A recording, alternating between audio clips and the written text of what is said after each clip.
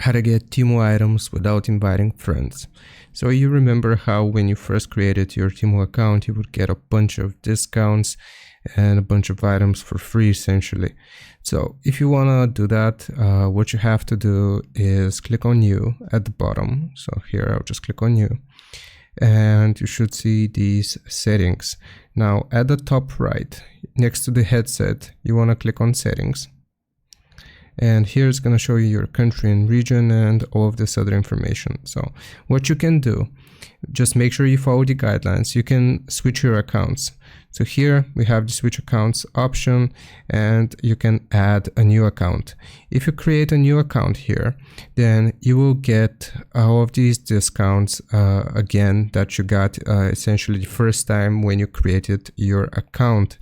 And that's basically how we do it. I hope this helps. Leave a like and sub, and I'll see you next time.